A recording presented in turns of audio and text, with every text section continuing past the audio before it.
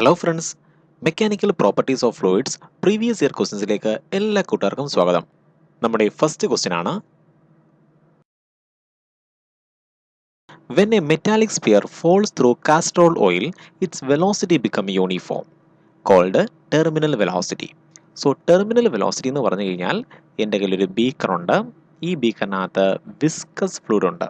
So viscosity കൂടിയ ഒരു ഫ്ലൂയിഡാണ് ഈ ബീക്കറിൽ ഇരിക്കുന്നത്. ഇനിയാണെങ്കിൽ ഈ ബീക്കറിലേക്ക് ഞാൻ ഒരു ബോളിനെ ഇടാൻ പോകുകയാണ്. സോ ഇങ്ങനെ ബോളിനെ ഇട്ട് കഴിഞ്ഞാൽ ഈ ബോളിലേക്ക് പ്രധാനമായും നമുക്ക് 3 ഫോഴ്സ് കിട്ടും. സോ ഒരു ഫോഴ്സാണ് വെയിറ്റ്. വെയിറ്റ് എപ്പോഴും ആക്ട് ചെയ്യുന്നത് താഴേക്കായിരിക്കും. പിന്നെ മറ്റൊരു ഫോഴ്സാണ് ബോയൻസി ഫോഴ്സ്. ഇതാണ് ബോയൻസി ഫോഴ്സ്. പിന്നെയാണെങ്കിൽ ഇവിടെ ഉണ്ടാകുന്ന ഫ്രിക്ഷണൽ ഫോഴ്സ് ആണ് viscous force. So viscous force. So ഇങ്ങനെ 3 ഫോഴ്സ് ആക്ട് ചെയ്യും. ഏതൊക്കെയാണ്? ഒന്ന് buoyancy force, viscous force, weight. ഇങ്ങനെ 3 ഫോഴ്സുകൾ ആക്ട് ചെയ്യും. ഇതിലാണെങ്കിൽ വെയിറ്റിനെ ഒപ്പോസ് ചെയ്യുന്ന ഫോഴ്സുകളാണ് ബോയൻസി ഫോഴ്സും വിസ്കസ് ഫോഴ്സും. അങ്ങനെയെങ്കിൽ ഈ ഫോഴ്സുകളെ വിളിക്കുന്ന പേരാണ് റെസിസ്റ്റീവ് ഫോഴ്സുകൾ. സോ വെയിറ്റിനെ ആരൊക്കെ എതിർക്കും? വിസ്കസ് ഫോഴ്സും ബോയൻസി ഫോഴ്സും എതിർക്കും. അതിൻ്റെ ഫലമായിട്ട് താഴോട്ട് ആക്ട് ചെയ്യുന്ന വെയിറ്റും മുകളിലേക്ക് ആക്ട് ചെയ്യുന്ന ഈ റെസിസ്റ്റീവ് ഫോഴ്സും ഈക്വൽ ആകാം. സോ വെയിറ്റും ആരും ഈക്വൽ ആകാം, റെസിസ്റ്റീവ് ഫോഴ്സും ഈക്വൽ ആകാം. അതിൻ്റെ ഫലമായിട്ട് ഈ ബോഡിയിൽ ആക്ട് ചെയ്യുന്ന നെറ്റ് ഫോഴ്സിൻ്റെ വാല്യൂ 0 ആകും. മനസ്സിലാവുന്നുണ്ടോ? സോ ഒരു ബോഡി ആണെങ്കിൽ വിസ്കസ് ഫ്ലൂയിഡിലേക്ക് വീഴുമ്പോൾ പ്രധാനമായും 3 ഫോഴ്സ് ആക്ട് ചെയ്യും: weight, buoyancy force, viscous force. ഇനിയാണെങ്കിൽ മുകളിലേക്ക് ആക്ട് ചെയ്യുന്ന ഫോഴ്സും താഴേക്ക് ആക്ട് ചെയ്യുന്ന ഫോഴ്സും ഈക്വൽ ആയാൽ ബോഡിയിലേക്ക് ആക്ട് ചെയ്യുന്ന നെറ്റ് ഫോഴ്സിൻ്റെ വാല്യൂ എത്രയും മാറും? 0 ആകും. സോ നെറ്റ് ഫോഴ്സ് 0 ആണെങ്കിൽ ആക്സലറേഷൻ 0 ആയിരിക്കും. ആക്സലറേഷൻ 0 ആണെങ്കിൽ വെലോസിറ്റി എങ്ങനെയായിരിക്കും? Uniform velocity. ഈ യൂണിഫോം വെലോസിറ്റി വിളിക്കുന്ന പേരാണ് ടെർമിനൽ വെലോസിറ്റി. ഇനി ക്വസ്റ്റ്യൻ എന്താണ്? Write the expression for terminal velocity. Terminal velocity expression ആണ് terminal velocity Vt which is equal to 2/9 a square divided by eta into rho minus sigma into g. ഇനി ഈ A എന്താണ്? ബോളിൻ്റെ radius ആണ് A എന്ന് പറയുന്നത്. ഇനി ഈറ്റ എന്ന് പറഞ്ഞു കഴിഞ്ഞാൽ കോ എഫിഷ്യൻ്റ് ഓഫ് വിസ്കോസിറ്റി. ഈ മീഡിയത്തിൻ്റെ വിസ്കോസിറ്റിയാണ് ഈറ്റ എന്ന് പറയുന്നത്. റോ എന്ന് പറഞ്ഞാൽ ബോളിൻ്റെ ഡെൻസിറ്റി. സോ ഇടുന്ന വസ്തുവിൻ്റെ ഡെൻസിറ്റിയാണ് റോ എന്ന് പറയുന്നത്. ഇനി സിഗ്മ എന്ന് പറഞ്ഞാൽ ഈ ഫ്ലൂയിഡിൻ്റെ ഡെൻസിറ്റിയാണ് സിഗ്മ എന്ന് പറയുന്നത്. സോ ഇതാണ് ടെർമിനൽ വെലോസിറ്റിയുടെ ഇക്വേഷൻ. ഇനി ബി പാർട്ടാണ് terminal velocity of a copper ball of radius 2 mm. So radius എത്രയാണ്? റേഡിയസിൻ്റെ വാല്യൂ ആണ് 2 mm, അതായത് 2 × 10⁻³ മീറ്റർ. സോ മില്ലിമീറ്ററിനെ മീറ്ററിലേക്ക് മാറ്റാൻ 10⁻³ കൊണ്ട് മൾട്ടിപ്ലൈ ചെയ്യണം. Falling through a tank of oil 20 degrees Celsius is 6.5 cm/s. So എന്താണ്? ടെർമിനൽ വെലോസിറ്റി ആണ് പറയുന്നുണ്ട്. Terminal velocity of a copper ball എത്രയാണ്? 6.5 cm/s ആണ്. സോ cm/s നമുക്ക് എങ്ങോട്ട് മാറ്റണം? മീറ്റർ/സെക്കൻഡിലേക്ക് മാറ്റണം. നമുക്കറിയാം 1 സെൻറ്റിമീറ്റർ എന്ന് പറഞ്ഞു കഴിഞ്ഞാൽ 10⁻² മീറ്റർ ആണ്. സോ 6.5 × 10⁻² എന്ന് പറയുമ്പോൾ മീറ്ററിലേക്ക് മാറ്റി. ഇനി സെൻറ്റിമീറ്റർ ആണോ? അല്ല, പകരം മീറ്റർ ആണ്. So metre per second. സോ ടെർമിനൽ വെലോസിറ്റിയുടെ വാല്യൂ ആണ് 6.5 × 10⁻² metre per second. Compute the viscosity of the oil at 20 degrees Celsius. നമുക്ക് കണ്ടുപിടിക്കേണ്ടത് കോഎഫിഷ്യൻ്റ് ഓഫ് വിസ്കോസിറ്റിയുടെ വാല്യൂ ആണ്. ഡെൻസിറ്റി ഓഫ് ഓയിൽ, ഓയിലിൻ്റെ ഡെൻസിറ്റി എത്രയാണ്? സിഗ്മയുടെ വാല്യൂ ആണ് 1.5 × 10⁻³ kg/m³. Density of copper ball എത്രയാണത്? അത് 8.9 × 10⁻³ kg/m³ ആണ്. സോ ജീൻ്റെ വാല്യൂ നമുക്കറിയാം 9.8 m/s² ആണ്. ഇവിടെ എല്ലാ ക്വാണ്ടിറ്റീസിനും വാല്യൂ ഉണ്ട്. നമുക്ക് ഈസി ആയിട്ട് ഈറ്റേൻ്റെ വാല്യൂ കണ്ടുപിടിക്കാം. So coefficient of viscosity which is equal to നമുക്ക് കിട്ടും 0.992 Nm/m². സോ യൂണിറ്റ് എന്താണ്?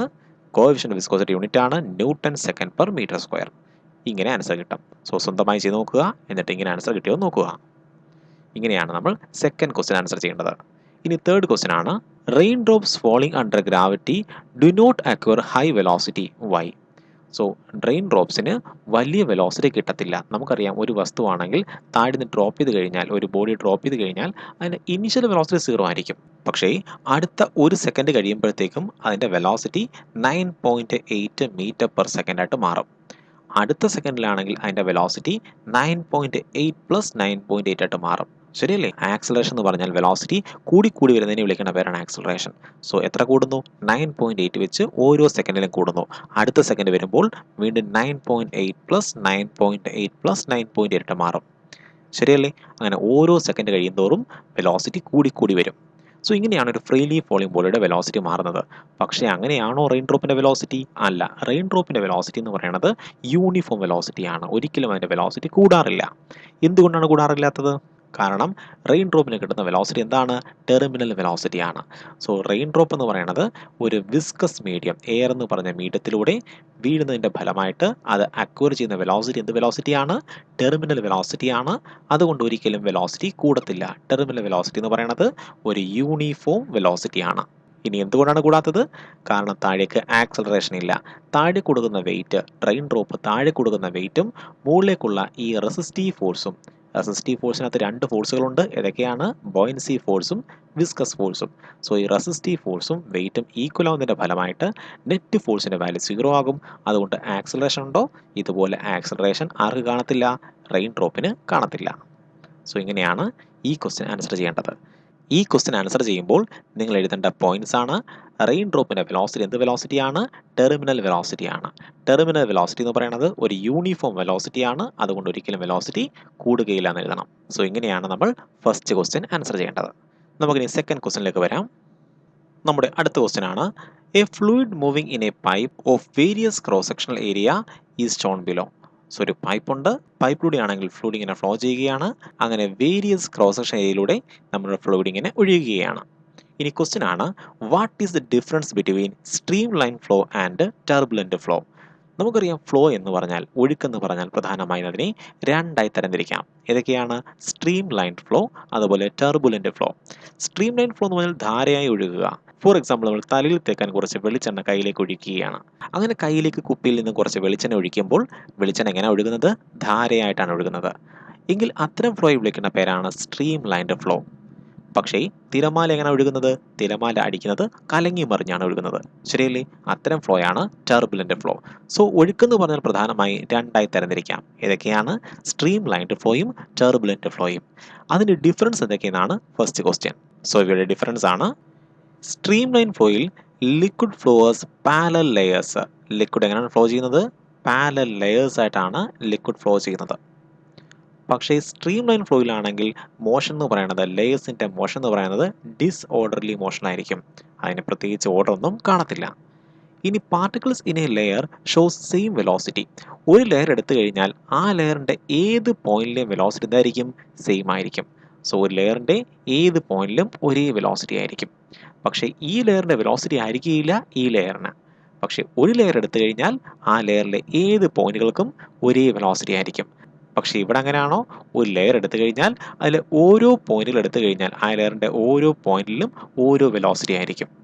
സോ ഡിഫറെൻറ്റ് പോയിന്റ്സിൽ ഡിഫറെൻറ്റ് വെലോസിറ്റിയാണ് ടർബുലന്റ് ഫ്ലോയിൽ. Velocity of layers less than critical velocity. So critical velocity എന്ന് പറയുന്നത് ഒരു പെർട്ടിക്കുലർ വെലോസിറ്റിയാണ്. ഈ വെലോസിറ്റി വരെ ഫ്ലോ എന്തായിരിക്കും? സ്ട്രീം ലൈൻ ആയിരിക്കും. ഈ വെലോസിറ്റി കഴിഞ്ഞാൽ ഫ്ലോ എങ്ങോട്ട് മാറും? ടർബുലന്റിലേക്ക് മാറും. സോ നമുക്കറിയാം ടാപ്പ്. നമ്മളാണെങ്കിൽ ടാപ്പ് അങ്ങ് തുറക്കാൻ പോവുകയാണ്.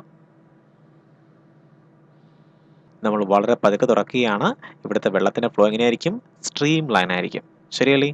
ഇനിയാണെങ്കിൽ ഞാൻ വെലോസിറ്റി കൂട്ടാൻ പോവുകയാണ്, ഫ്ലോ റേറ്റ് കൂട്ടാൻ പോവുകയാണ്, വെലോസിറ്റി കൂട്ടാൻ പോവുകയാണ്. അപ്പോൾ എന്ത് ചെയ്യും? ഇത് കലങ്ങി മറിഞ്ഞൊഴുകും. സോ ഇവിടെയാണെങ്കിൽ ഒരു പർട്ടിക്കുലർ വെലോസിറ്റി ഉണ്ട്. ആ വെലോസിറ്റി വരെ, അല്ലെങ്കിൽ ഫ്ലോ റേറ്റ് ഉണ്ട്, ആ ഫ്ലോ റേറ്റ് വരെ ആണെങ്കിൽ വെലോസിറ്റി എങ്ങനെയായിരിക്കും? അല്ലെങ്കിൽ ഫ്ലോ എങ്ങനെയായിരിക്കും? സ്ട്രീം ലൈൻ ഫ്ലോ ആയിരിക്കും. ആ വെലോസിറ്റി കഴിഞ്ഞു കഴിഞ്ഞാൽ എങ്ങോട്ട് മാറും? ടർബുലന്റിലേക്ക് മാറും. പർട്ടിക്കുലർ വെലോസിറ്റി വിളിക്കുന്ന പേരാണ് ക്രിട്ടിക്കൽ വെലോസിറ്റി. സോ ക്രിട്ടിക്കൽ വെലോസിറ്റിയെക്കാളും ചെറുതായിരിക്കും എന്ത്? സ്ട്രീം ലൈൻ ഫ്ലോയുടെ വെലോസിറ്റി. പക്ഷേ ക്രിട്ടിക്കൽ വെലോസിറ്റിയെക്കാളും വലുതായിരിക്കും ഇവിടുത്തെ വെലോസിറ്റി, ടർബുലന്റ് ഫ്ലോയിലെ വെലോസിറ്റി. ഇനി റൈനോൾഡ്സ് നമ്പറിൻ്റെ വാല്യൂ എന്ന് പറയുന്നത് ആരെക്കാളും കുറവായിരിക്കും?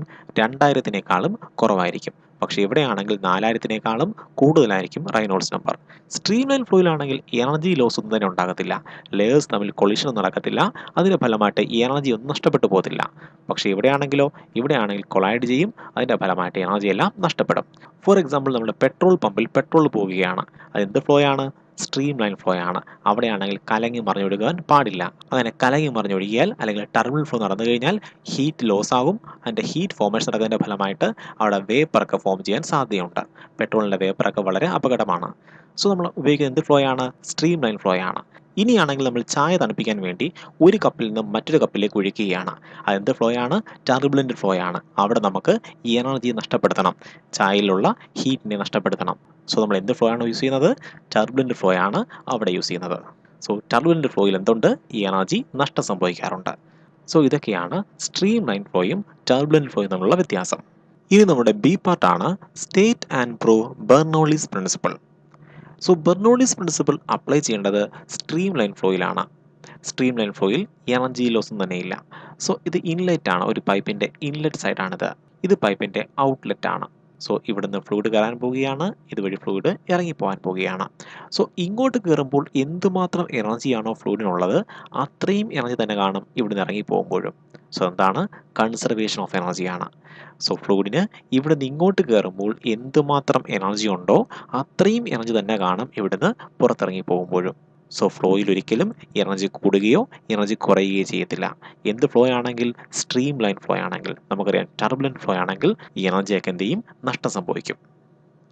സോ നമ്മൾ ബെർണോളിസ് പ്രിൻസിപ്പിൾ ഇങ്ങനെയാണ് പറയുന്നത്: for a steady streamline flow, ഒരു സ്റ്റഡി സ്ട്രീം ലൈൻ ഫ്ലോയിൽ the sum of pressure p, kinetic energy per unit volume half rho v square and potential energy per unit volume rho g h is always a constant.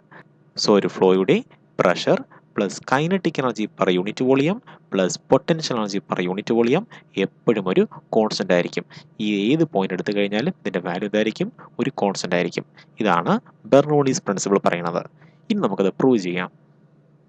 ഇവിടെയാണെങ്കിൽ ഞാൻ വ്യത്യസ്തങ്ങളായ cross section area ഉള്ള ഒരു tube എടുത്തു. So ഒരു ട്യൂബാണ്, ഇതിൻ്റെ cross section area വ്യത്യസ്തമാണ്. ഇനിയാണെങ്കിൽ ഇവിടുത്തെ ഏരിയയാണ്, ഈ ഭാഗത്തെ ഏരിയയാണ് A1 എന്ന് പറയുന്നത്. ഇവിടുത്തെ ഏരിയയാണ് A2.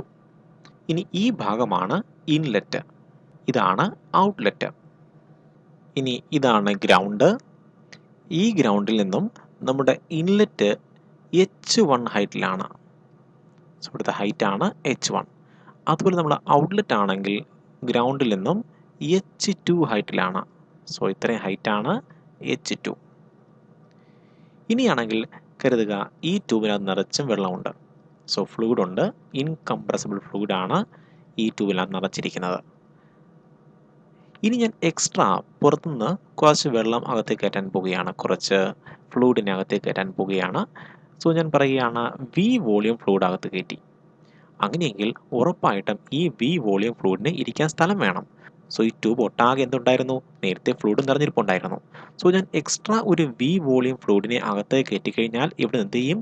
ഇവിടുന്ന് വി വോളിയം ഫ്ലൂയിഡ് എന്ത് ചെയ്യണം? പുറത്തു പോകണം. ശരിയാണോ? എന്നാൽ മാത്രമേ പുതുതായിട്ട് വി വോളിയം ഫ്ലൂയിഡ് അകത്ത് കയറത്തുള്ളൂ. സോ എന്തു മാത്രമാണോ ഫ്ലൂയിഡ് അകത്ത് കയറുന്നത്, എത്ര വോളിയമാണോ അകത്ത് കയറുന്നത് അത്രയും വോളിയം ഇവിടുന്ന് ഇറങ്ങി വരികയും ചെയ്യണം. അതായത് വോളിയത്തിൻ്റെ വാല്യൂ ഇൻലെറ്റ് സൈഡിലും ഔട്ട്ലെറ്റ് സൈഡിലും കോൺസ്റ്റന്റ് ആണ്. സോ ട്യൂബ് ഒട്ടാകെ ഫ്ലൂയിഡ് ഉണ്ടെങ്കിൽ നമ്മൾ പുതുതായിട്ട് എന്തുമാത്രം വോളിയമാണോ അകത്ത് കയറ്റുന്നത് അത്രയും വോളിയം എന്ത് വേണം? പുറത്തിറങ്ങി വരികയും വേണം. സോ നമ്മൾ പറയും വോളിയം എന്ന് പറയുന്നത് ഒരു കോൺസ്റ്റന്റ് ആണ്.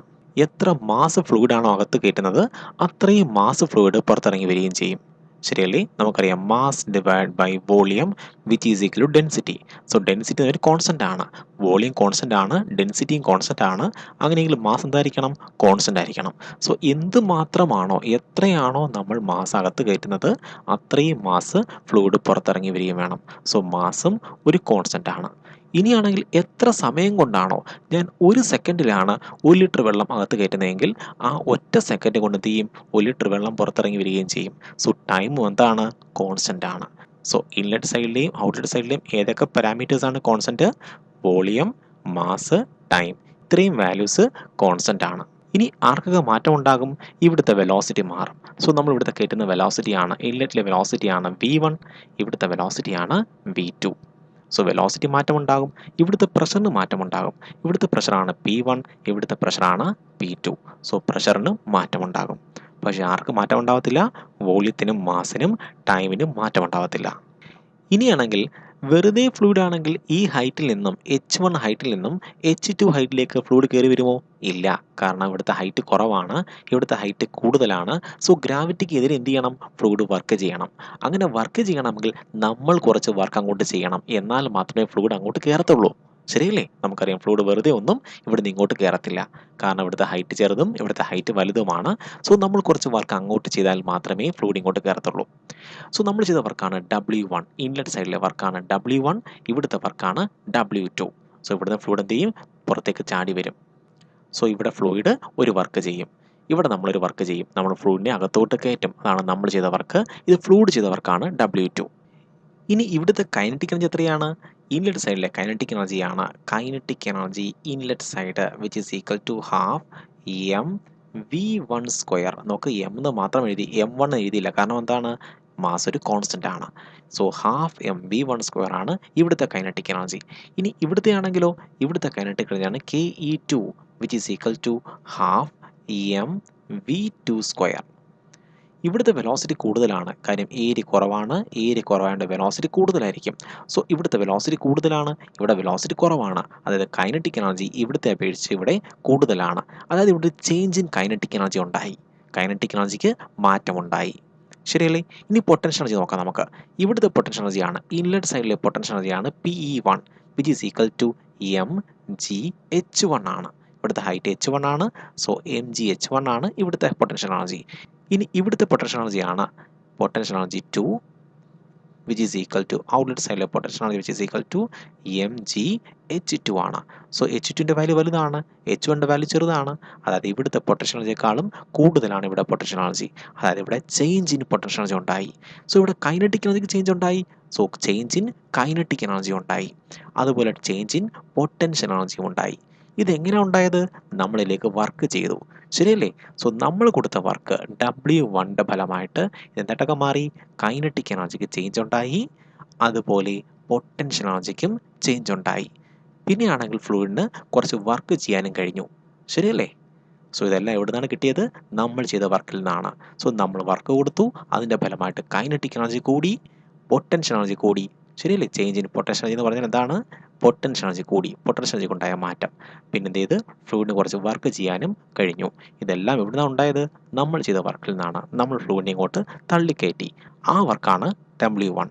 സോ നമുക്ക് പറയാം W1 which is equal to change in kinetic energy plus change in potential energy plus work done by the fluid. So നമുക്ക് ഇതിനെ ഇവിടെ കൊണ്ടുവരാം. സോ നമുക്ക് കിട്ടും W1 minus W2 which is equal to change in kinetic energy plus change in potential energy. So ഡെറിവേഷൻ്റെ ഏറ്റവും basic concept ആണിത്. എന്താണ്? Change in work. Change in work എങ്ങനെയാണ്? ഇൻലെറ്റ് സൈഡിലെ വർക്ക് മൈനസ് ഔട്ട്ലെറ്റ് സൈഡിലെ വർക്ക്. കാരണം ഇവിടുത്തെ വർക്ക് എപ്പോഴും വലുതായിരിക്കും, നമ്മളാണ് വർക്ക് ചെയ്തത്. ഈ വർക്കിൽ നിന്നാണ് ഇതെല്ലാം ഉണ്ടായത്. ശരിയല്ലേ?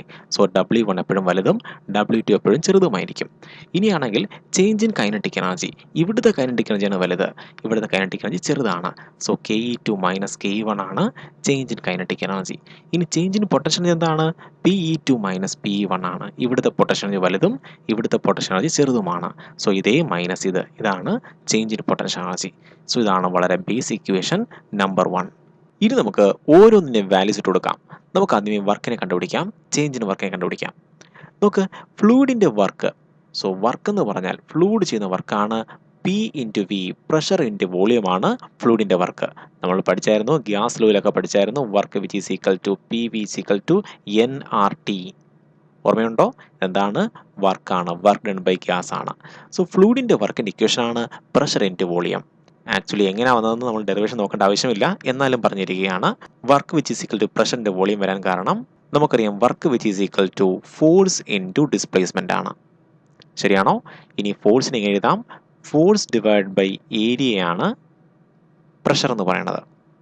സോ ഫോഴ്സിന് പകരം പറയാം pressure into area. So work which is equal to pressure into area into displacement. Area into displacement എന്താണ്? അത് വോളിയമാണ്. നമുക്ക് ഈ ഏരിയ ഇൻറ്റു ഡിസ്പ്ലേസ്മെൻറ്റ് എന്താണ്? വോളിയം കിട്ടും നമുക്ക്. So work which is equal to area into displacement വോളിയമാണ്. So PV. ഇങ്ങനെയാണ് work which is equal to pressure into volume ആവുന്നത്.